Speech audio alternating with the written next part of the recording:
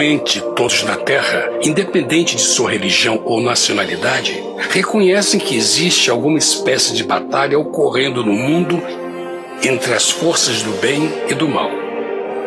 Uma luta colossal entre a luz e as trevas, a verdade e o erro, a opressão e a liberdade, o bom e o mal, e finalmente, a vida e a morte.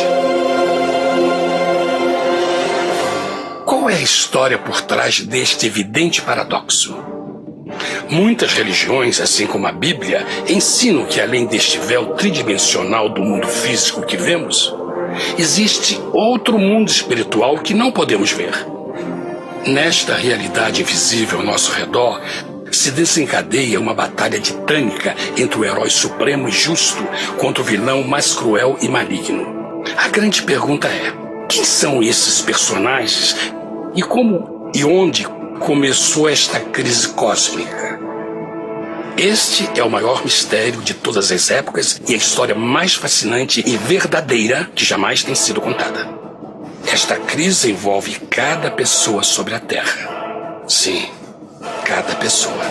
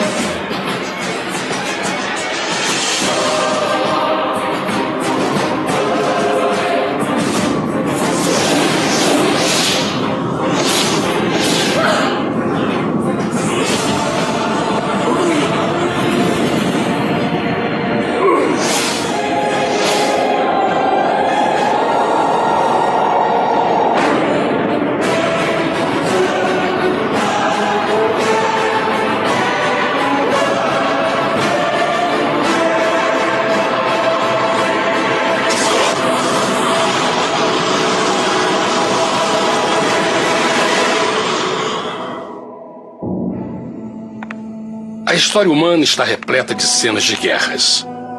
E todas as pessoas já experimentaram conflitos. Mas para entender a origem do mal, devemos viajar ao passado para a Primeira Guerra do Universo. Porque esta guerra não aconteceu na Terra. Antes que o nosso mundo existisse, houve uma guerra no céu. Mesmo as palavras guerra no céu soam como uma contradição. É quase inimaginável para nós que pudesse haver batalhas e conflitos entre as criações de Deus no paraíso. O que pode ter causado este conflito celestial? Graças a um livro antigo chamado Bíblia, temos detalhes suficientes para poder juntar as peças e desatar os nós. Mesmo que trágica, é uma extraordinária e bela história de amor que vai desde o princípio dos tempos até tocar pessoalmente a você, a mim e a cada indivíduo na Terra. Nossa história começa há muito tempo atrás na capital do universo. Em um lugar chamado Céu, que estava repleto de seres angelicais que amavam fazer a vontade de Deus.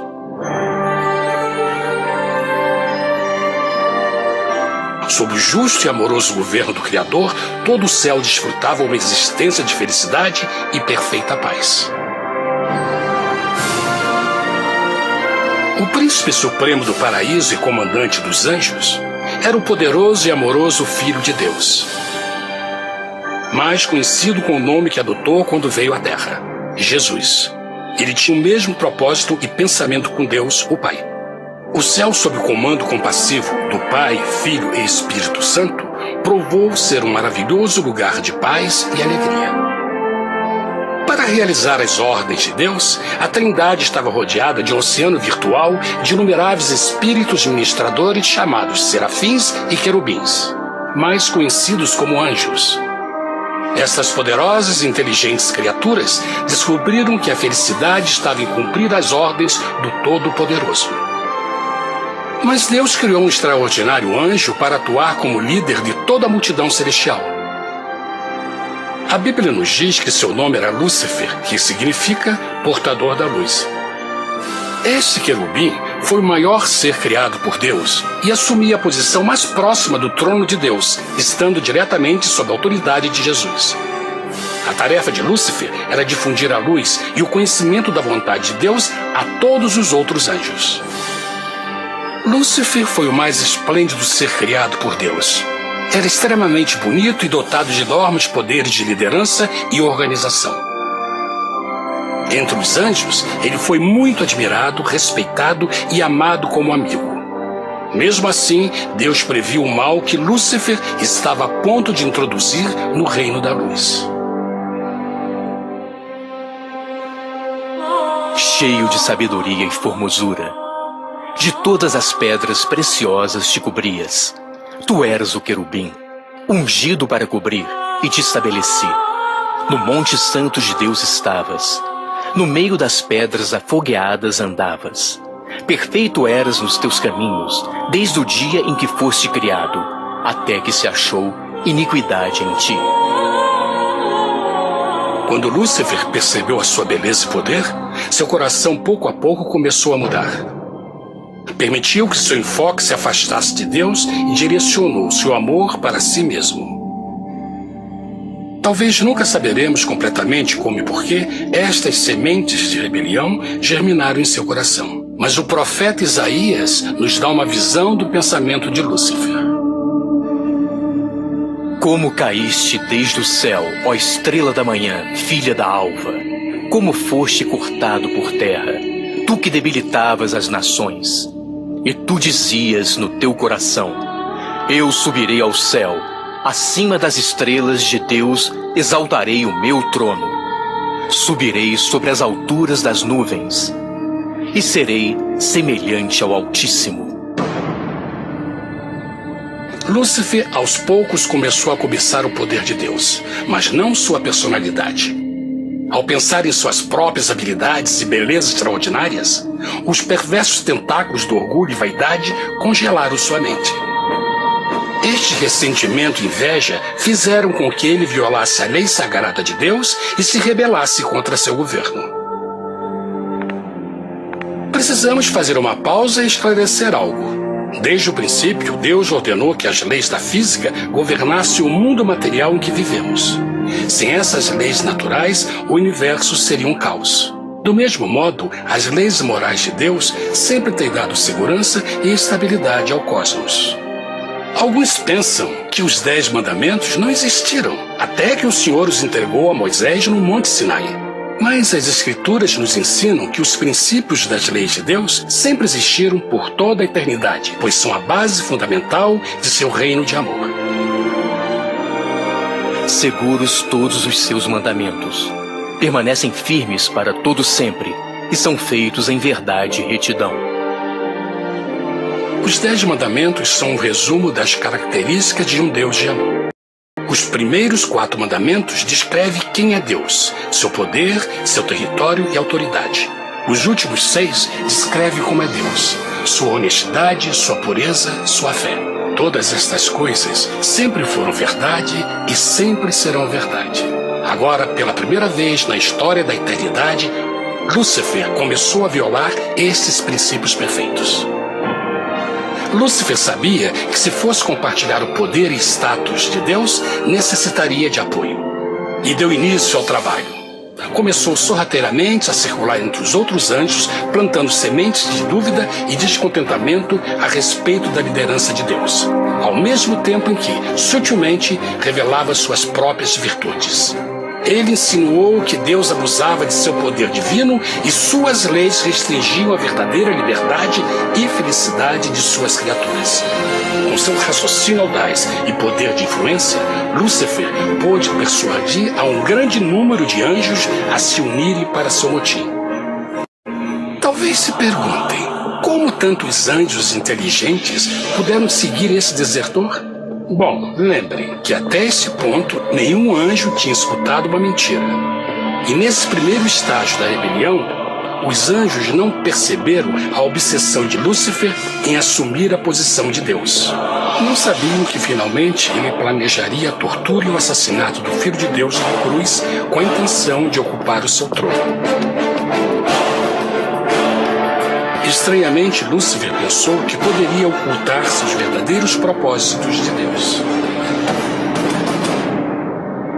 Ai dos que querem esconder profundamente o seu propósito do Senhor e fazem as suas obras às escuras e dizem: quem nos vê e quem nos conhece? Não pense nem por um momento que a rebelião de Lúcifer surpreendeu Deus e o pegou desprevenido. O Senhor sabe de todas as coisas e os pensamentos de suas criaturas. Ele entendia exatamente o que estava se passando pela mente de Lúcifer. E piedosamente Deus advertiu o desgarrado anjo do perigo. Mas no final, o orgulho e a vaidade não permitiram que Lúcifer se arrependesse. Então, iniciou a rebelião total contra Deus em vez da humilde obediência. Alguns podem perguntar: isso significa que Deus criou um anjo defeituoso? Não, mas ele criou Lúcifer com livre-arbítrio.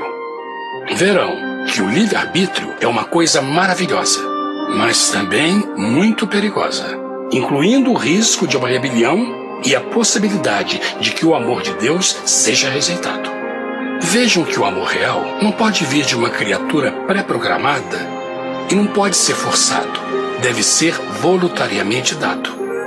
Por exemplo, mesmo que seja bonito este cachorro robô, na verdade, nunca poderá amar-me. Posso fazer que pareça que me ame, mas só estará seguindo instruções pré-programadas. Não tem opção. Por outro lado, este pequenino está realmente feliz em ver-me. Ele decidiu dar-me seu afeto. E com o tempo, nossa relação se fará mais forte, enquanto eu ame e cuide bem dele. Do mesmo modo, um Deus de amor só quer amor verdadeiro de suas criaturas. E para que isso aconteça, elas precisam ter o livre-arbítrio. A rebelião de Lúcifer é a maior evidência de que ele tinha esta liberdade. Agora, a grande pergunta é: como Deus enfrentaria esta crise? Como lidaria com Lúcifer e com os milhões de anjos que se uniram nessa rebelião? Muitos questionam: por que Deus não acabou imediatamente com a rebelião? Afinal, ele poderia facilmente vaporizar Lúcifer com um raio. Mas isto teria solucionado o problema? Não, pelo contrário. Isso só teria intensificado as dúvidas e suspeitas que Lúcifer havia plantado na mente dos anjos. Lembrem que Lúcifer sabia, como ninguém mais, da engrenagem interna do governo de Deus.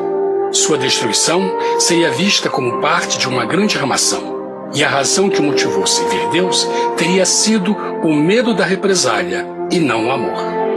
O Senhor sabia, na sua sabedoria, que a melhor forma de enfrentar a crise era permitindo que tudo seguisse o seu curso. Esta seria a única forma de se assegurar que o mal não se ergueria outra vez.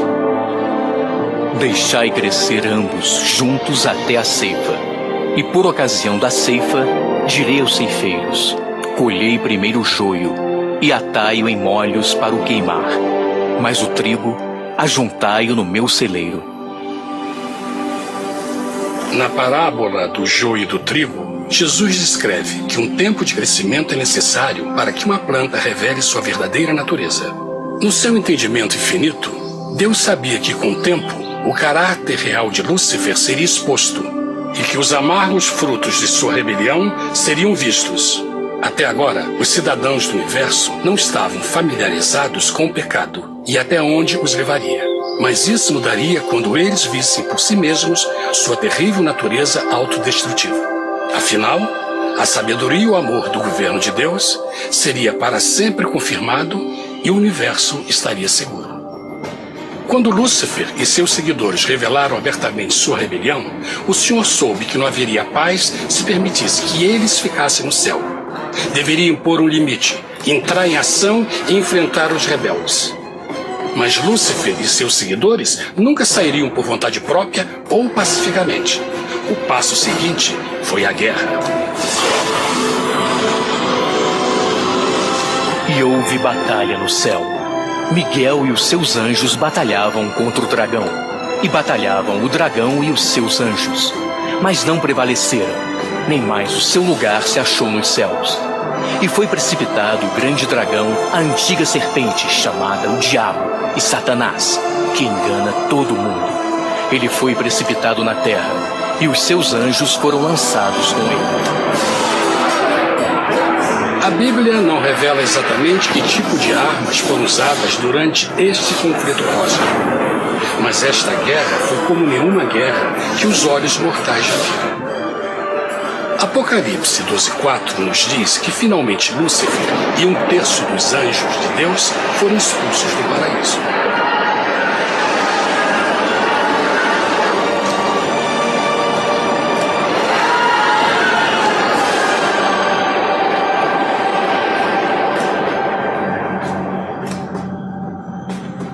Mas e agora? Lúcifer tinha milhões de anjos ao seu lado, mas precisava de um pedaço de chão para continuar sua rebelião. Rápido, muito rápido, o universo começou a entender o quão doloroso e caro o pecado poderia chegar a ser. Mas a guerra não tinha terminado. Apenas começava. Lúcifer, o portador da luz, agora virou Satanás, o adversário.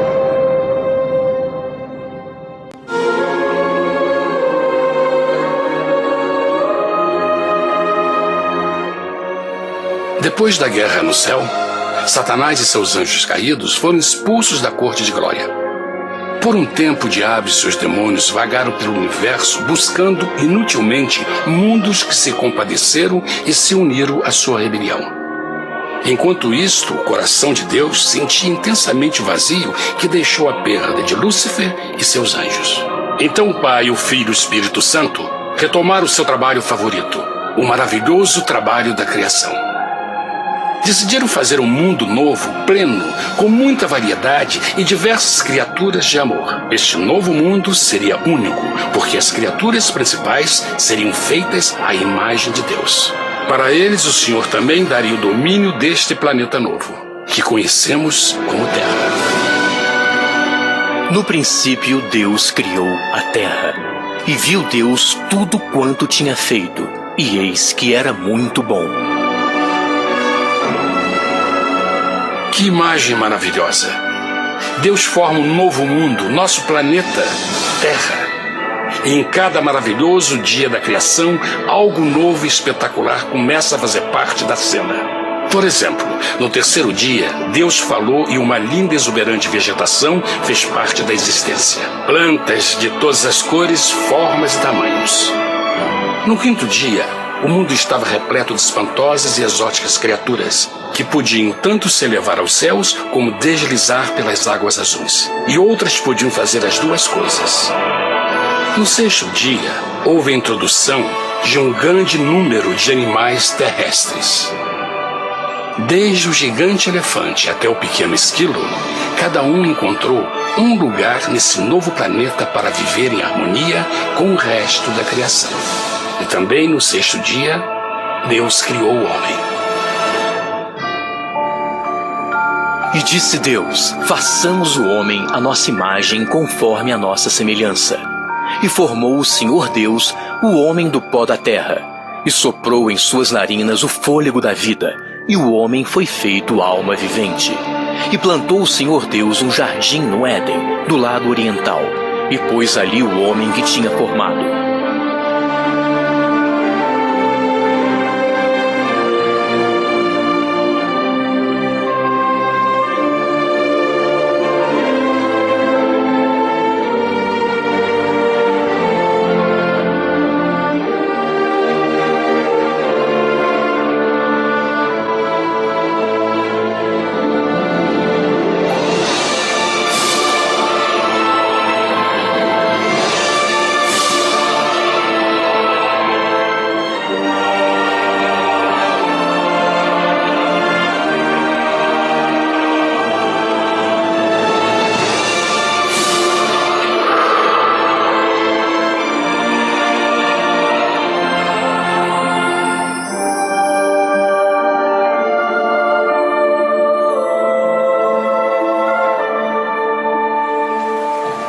Mas que grande honra ser criado à semelhança de Deus, ser um indivíduo com liberdade de pensamento. No princípio, o homem não percebia a sua nudez. Provavelmente porque antes do pecado ele estava vestido de glória e luz.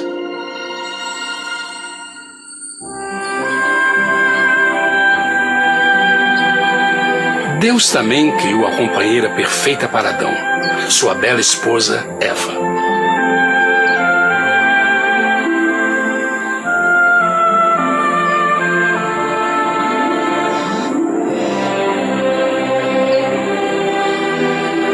O feliz casal foi colocado em um magnífico jardim perfeitamente projetado para aumentar sua felicidade. Para Adão e Eva e as outras criaturas da terra, também foi dado o privilégio divino de procriar a sua própria imagem. A intenção de Deus foi que a raça humana tivesse domínio sobre este paraíso perfeito para sempre. Eternamente felizes e saudáveis, trabalhariam com a flora do jardim de Deus, enquanto desfrutariam o afeto e companhia de todas as criaturas sob seus cuidados. O ambiente que nossos primeiros antepassados experimentaram foi muito diferente do mundo de hoje. As rosas não tinham espinhos, os insetos não mordiam nem picavam, e os leões e as ovelhas brincavam juntos. Mas a grande bênção era os humanos viverem em perfeita harmonia com seu Criador. A cada 7 dias, Adão e Eva descansavam de seu prazeroso trabalho e gozavam de uma comunhão com a visita de seu Criador. Era um mundo esplêndido e maravilhoso. E esse estado de felicidade teria continuado eternamente se nossos primeiros parentes tivessem mostrado fidelidade com uma simples prova. Mas da árvore do conhecimento do bem e do mal, dela não comerás, porque no dia em que dela comeres, certamente morrerás. Visto que o adversário havia contaminado o universo com sua rebelião, o Senhor viu a necessidade de uma simples prova de amor e lealdade. Lembrem que os anjos bons acabaram de ver 1/3 de seus amigos serem expulsos do céu durante a guerra. Como estariam seguros de que esses novos humanos não se uniriam a Lúcifer e causariam problemas? Então o Senhor plantou uma árvore no jardim, uma árvore cujo fruto não deveria ser comido sob pena de morte. Ao passar por esta simples prova de obediência, Adão e Eva mostrariam a lealdade para com Deus e a fé em sua palavra. Ainda mais, era uma prova de amor. Por isso, Jesus disse em João 14, se me amais, guardais meus mandamentos. Mas alguém mais soube desta prova de fé e estava determinado a usá-la em seu favor. Satanás estava com inveja dos humanos que desfrutavam da bendita vida que ele perdeu. Sua feliz existência estava em total contraste com a sua, que agora estava cheia de culpa, pecado e miséria. Com ressentimento e raiva, não estava disposto a deixar o casal em paz, pois o pecado sempre buscará arrastar a outros consigo.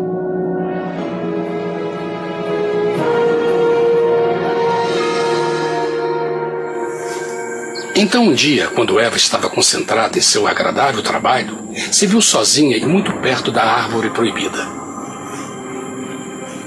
Foi quando Satanás viu sua oportunidade. Através de uma serpente hipnotizante, o anjo caído chamou Eva até a árvore e a envolveu em uma conversação.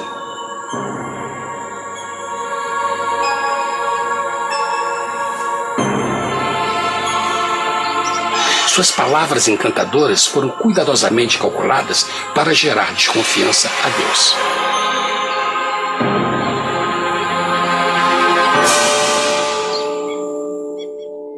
A serpente replicou à mulher, de modo algum morrereis.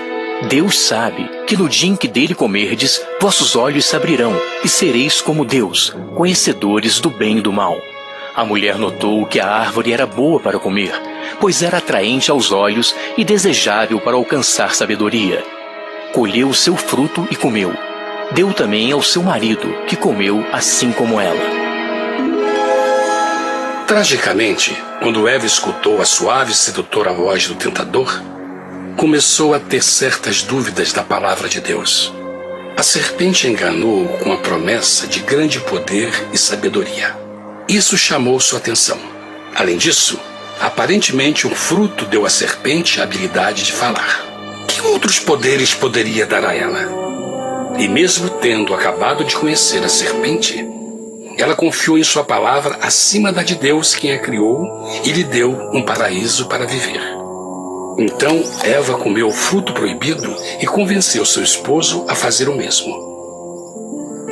Adão poderia ter escolhido ser fiel a Deus, mas colocou seu amor pela esposa acima do seu amor por Deus.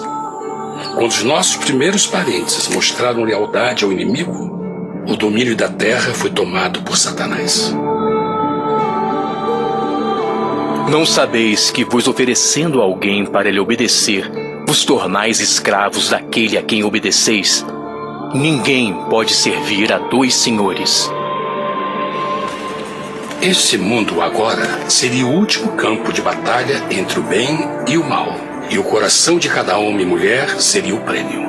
Adão e Eva não se deram conta desse tempo, mas seu momento de desconfiança e desafio abriria as comportas do sofrimento de milhões de pessoas durante milhares de anos.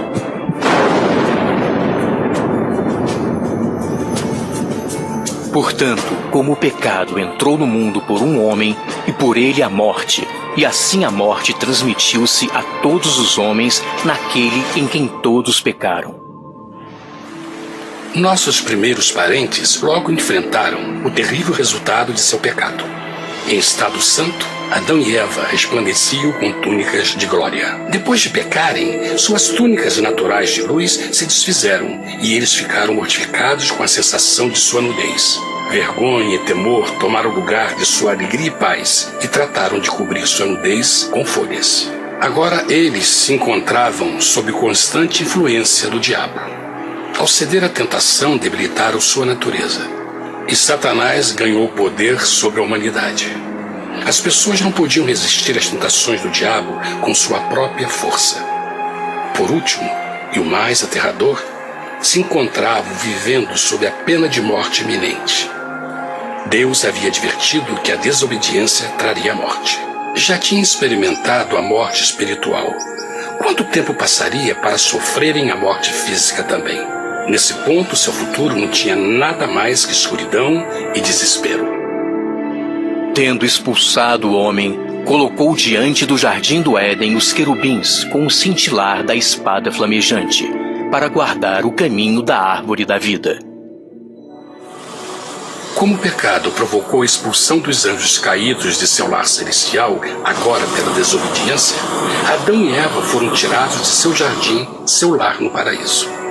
Tudo à sua volta estava mudando rapidamente, e a humanidade se encontrou suscetível às dores, doenças e finalmente à morte. Até os animais e plantas estavam infectados pela terrível maldição. Os espinhos e cardos agora pareciam árvores e flores, e os animais que antes eram gentis começaram a se matar e a devorar uns aos outros. O pior resultado foi que o pecado separou a humanidade de Deus.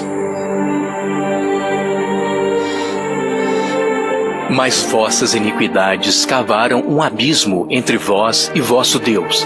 São vossos pecados que ocultaram de vós sua face, para não vos escutar. Na criação, foram dados a Adão e Eva a honra de falar com os anjos, e até com o Filho de Deus cara a cara. Mas Deus é tão puro e santo que nenhum mal pode existir na sua presença.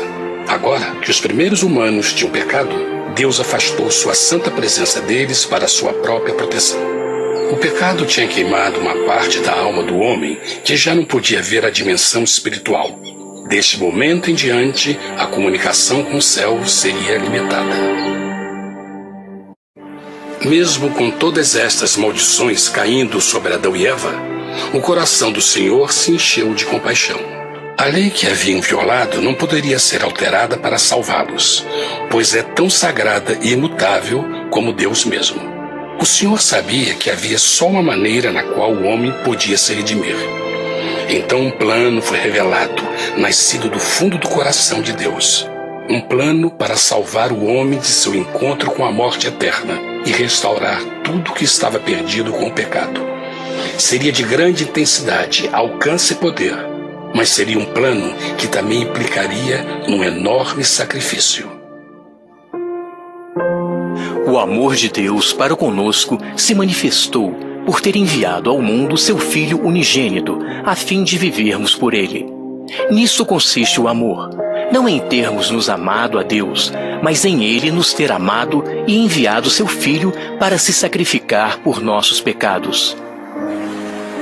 As Escrituras claramente ensinam em Romanos 6:23, o custo do pecado é a morte. A lei violada demandava a vida do pecador e só tinha um em todo o universo qualificado como substituto da humanidade. O Criador só podia pagar a dívida de suas criaturas tomando seu lugar. Então Jesus Cristo, o Filho de Deus, concordou em deixar a pureza, glória e segurança do céu. Ele viria para morrer em nome do homem em seu malvado e renegado planeta.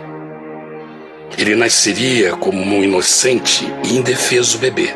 Suportaria uma vida de dor e vergonha e, mesmo assim, viveria uma perfeita e vitoriosa vida. Finalmente, ele teria uma morte humilhante para poder ser o substituto da humanidade caída. Por seu sacrifício, a humanidade incrivelmente receberia uma nova oportunidade de ter a vida eterna. Seu sangue seria o resgate para um mundo raptado por Satanás. Este maravilhoso plano de redenção foi graficamente ilustrado no sistema de sacrifício de animais ordenado por Deus depois da queda do homem. O Senhor tinha avisado Adão e Eva que iriam morrer no dia em que comessem do fruto proibido. E como que permaneceram vivos? A Bíblia nos diz que imediatamente depois do pecado, Deus providenciou roupas na forma de peles de animais. É bom notar que o Apocalipse se refere a Jesus Cristo como a ovelha que foi morta desde o princípio do mundo. Isto indica que uma ovelha foi sacrificada no mesmo dia para prevenir suas mortes imediatas. Pela fé, neste sacrifício, suas mortes foram simbolicamente transferidas deles para a criatura inocente. A ovelha certamente era a representação de Jesus. Assim, um raio de esperança foi dado em uma situação de escuridão e desespero. Através do arrependimento e a fé no sangue do Messias, qualquer humano poderia uma vez mais ser filho de Deus. Mas mesmo com este grande plano para a humanidade, Satanás ainda tinha o domínio da terra. E a vida na terra não estava fácil. No mundo haveis de ter aflição, mas coragem, pois eu venci o mundo. Naturalmente, muitos se perguntam, como um Deus amoroso e poderoso permite dores e sofrimentos no nosso mundo atual? Mas está claro desde o Gênesis que Deus nunca quis que nós tivéssemos o conhecimento da dor dessa vida. Quando o mundo saiu das mãos de Deus, a terra era um maravilhoso paraíso. Foi o pecado de Adão e Eva que deu a Satanás o direito de assumir o controle deste planeta. Devido à sua trágica eleição, o diabo e seus súditos ganharam o poder de tentar e atormentar os humanos, introduzindo a doença, a dor e o sofrimento. Talvez fosse melhor perguntar, por que Satanás não tem o controle total da humanidade? A resposta é Jesus Cristo. Talvez já perceberam que a morte de Jesus na cruz deu a cada um de nós a oportunidade de sermos salvos, mas na verdade fez muito mais do que isso. Quando o Salvador ofereceu sua vida para redimir a terra, esse ato poria restrições ao controle de Satanás sobre a humanidade. Satanás não poderia forçar nossa vontade e seu poder de nos ferir seria limitado. O sacrifício de Cristo também nos trouxe um tempo de prova, durante o qual poderíamos ver a diferença entre o governo de Deus e o de Satanás, e então decidir a quem servir. Finalmente, pelo sacrifício que fez Jesus, o reino de Satanás chegará ao seu final, e um dia a terra será devolvida ao homem mais maravilhosa do que era no princípio. Mesmo Adão e Eva tendo começado suas vidas como exilados do paraíso, ainda tinham esperança. Deus providenciou peles de animais sacrificados para se cobrirem. Mas o mais importante, Ele prometeu o sangue do Cordeiro de Deus para pagar por seu pecado, se aceitassem Cristo e se arrependessem. Uma grande pergunta permanece. As pessoas aceitaria o grande presente de Deus?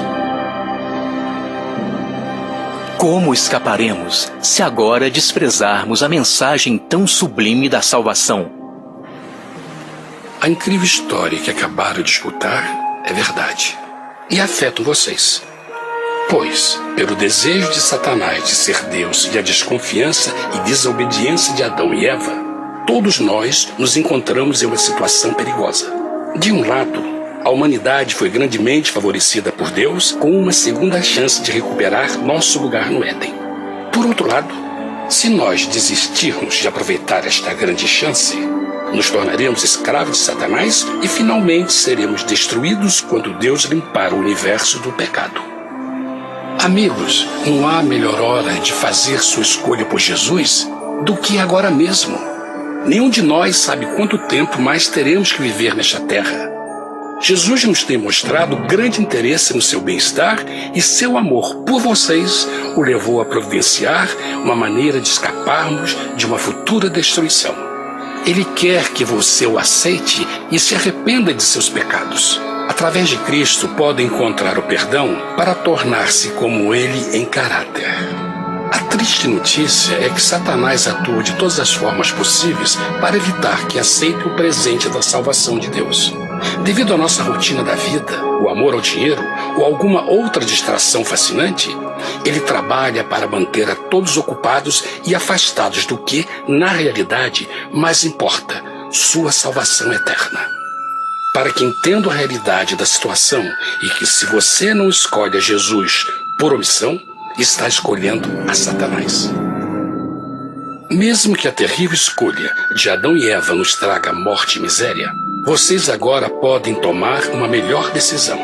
Deus está oferecendo uma paz que satisfaz o anseio mais profundo de sua alma e uma alegria que não encontrará nas atribulações deste mundo. O desejo que tem o coração de Deus é que seja salvo e esteja com Ele no paraíso. Mas o único que pode mantê-lo fora do céu é você. Imagine a tragédia que seria se você recusasse este precioso presente. Você pode decidir hoje e aceitar a salvação que Deus prometeu. Na verdade, nesse momento, pode aceitar a vida eterna através de Jesus Cristo. Posso convidá-lo para que acompanhe agora mesmo em uma simples oração, aceitando sua maravilhosa oferta? Por favor, repita depois de mim. Querido Pai Celestial, venho a Ti agora e humildemente pedir Teu perdão. Senhor, confesso que sou um pecador e violei Tua santa lei. Entendo que a pena por esse pecado é a morte. Acredito que Jesus Cristo sofreu e morreu na cruz para receber o castigo por todos os nossos pecados. Acredito que Jesus ressuscitou e eu o aceito como meu Salvador pessoal. A partir deste momento em diante, Te dou o meu coração e o aceito como Senhor da minha vida. Por favor, perdoa todos os meus pecados e envia Teu Espírito para ajudar-me a fazer a Tua vontade. Te agradeço por Teu grande amor e aceito Teu presente da vida eterna. E eu oro tudo isso em nome de Jesus. Amém.